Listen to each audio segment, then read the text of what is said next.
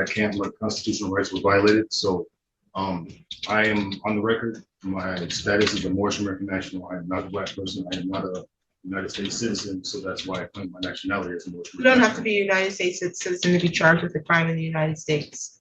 And if I were you, I wouldn't go around here in open court live stream declaring that I'm not a United States citizen facing criminal action with the current federal administration. That was not in your best interest. I wouldn't do I that. can't claim my national status on the record. Yeah, okay, that's fine. But you're making a declaration that you're not a citizen. And we have an administration that is making efforts to make sure people who are not citizens, who are facing criminal actions, are deported.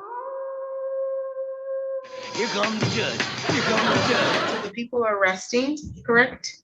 Yes, Your Honor. Okay, so at this point, Mr. Scates, you have a couple of options. Obviously, you have the right to remain silent, and you don't have to do anything to prove that to prove your innocence. It's their job to prove your guilt beyond a reasonable doubt. But you do have the right, if you would like, to waive your silence and take the stand and testify. Is that something you wanted to do? Okay, I just wanted to make sure, because understanding if you testify, they have the right now to cross-examine or question you. You understand that? So you do want to remain silent, correct? Okay, so what we'll do now is we'll get ready for the composite instructions, and then you'll be able to do your closing arguments. Closing arguments. Thank you, Your Honor. So earlier today, I told you the seeing what my theory of the case was in terms of the alleged crimes of furnishing false information and hinder, oppose, or obstructing official business. That's what it looks like. To obstruct official business is what you saw. Everyone here knows and has been to themselves or has seen other people be pulled over. You know what a traffic stop looks like, what you're supposed to produce. It's a very standard thing that police officers do throughout their career.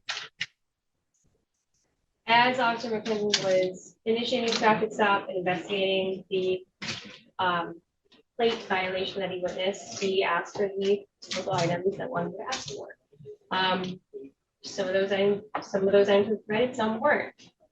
And then while he's trying to investigate, he's being obstructed by the defendant's constant barrage of theories, backup arrives, and the obstruction continues. We're trying to identify who we have now because we're in the middle of an investigation. We can't do that. Instead, what occurs is a false name is given. The officers check that name. First the paperwork, then the name that's actually uttered. Nothing comes back to the system. Eventually, they, for safety's sake, detain the defendant and try to establish who they have, because they don't know why someone is giving a name that's been that is false. It's a secret. After they finally are able to identify him, he's still obstructive. It can be so difficult when you're first in here earlier today, reading about or listening to the elements he read to you, to really get an idea of what it looks like to see what's happening in life. That's what it looks like. Now, you have to hold me to my burden of proving beyond a reasonable doubt that those crimes were committed. I believe that I have met that burden, and I ask you to find the defendant guilty on both counts. Thank you for your time. Would you like to make a formal statement?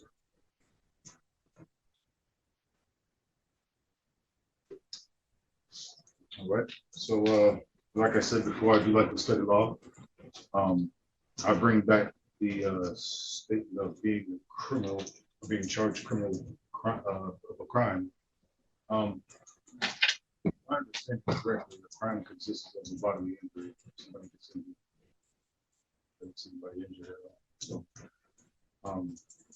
other than that, some fines maybe. I can pay those. But to the whole thing about the furnishing falsified documentation, we could argue about that all day, but it's their rule basically.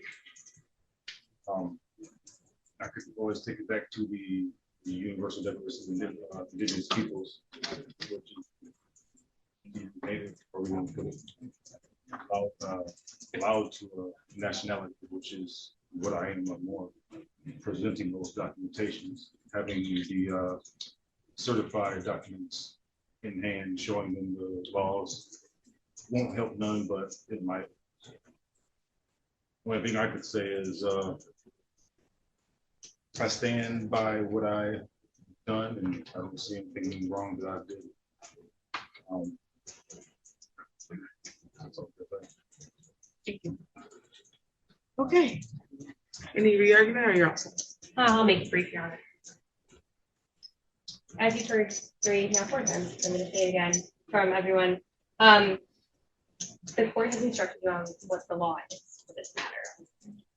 The law is what the court has said it is. You'll have it in front of you in a short while.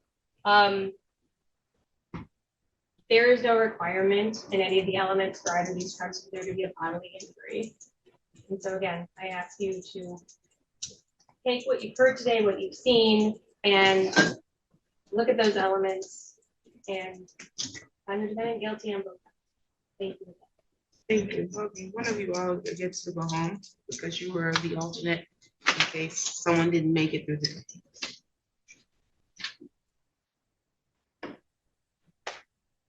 Juror number 5, thank you for your service. You may be excused. The remaining of you will be excused to deliberate. You can take your notes with you. Again, remember to select a 4-person. If you would like to review any of the exhibits that was admitted, your 4-person can notify by knocking on the door and passing a note. You're not allowed to speak directly to the court officer or to the judge or to the lawyers. And then try your best to work out your differences if those arise, and to come to a unanimous agreement if possible. All rise. I'm going to swear you in, David. Okay, my understanding is that you have a verdict. Okay, are you the 4-person? Yes. Okay, if you can read your verdict, please. It's up to you. On count 1, not guilty. On count 2, guilty. Did you want the jury polled? Yes, Your Honor, please. Okay, juror number 1, is that your true and accurate verdict? Juror number 2, is that your true and accurate verdict? Number 3, is that your true verdict? Number 4, is that your true verdict? Number 5 was number 6. That number 5. Juror number 6, is that your true verdict? Yes. And juror number 7, is that your true verdict? Yes. Okay, I want to thank each of you for appearing today and for being attentive and diligent in your work to make sure that the Justice Department does what they're supposed to do. The system does not work without willing participants like yourself. So thank you again. If you would like to stay behind and talk to the attorneys, sometimes they like to ask questions, but it's completely up to you if you'd like to stay. Otherwise, you are free to go, and thank you again for your service. Okay. So that was not guilty on count 1, guilty on count 2, furnishing false information. And my understanding, sir, is that you're only being held on this, correct? That's what I was told.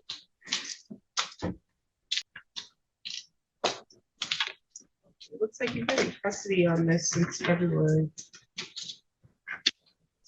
With a 510% fine, we'll credit you time, sir. You're all set. Thank you.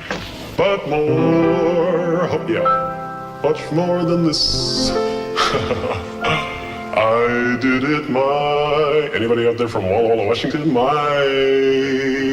Anybody out there got a birthday tonight? Well, there were times, oh yeah, I've had a few when I've been off, oh yeah, more than I could chew. But through it all, when there was doubt, oh yeah, I ate it up and spat it out. I don't remember how the rest of it goes. If you enjoyed today's episode, make sure you hit the thumbs up button, subscribe if you haven't already, and ring that bell. And leave a comment in the comment section. Tell me what you think about today's verdict. And a huge thank you to all of our Facts or Frauds channel members.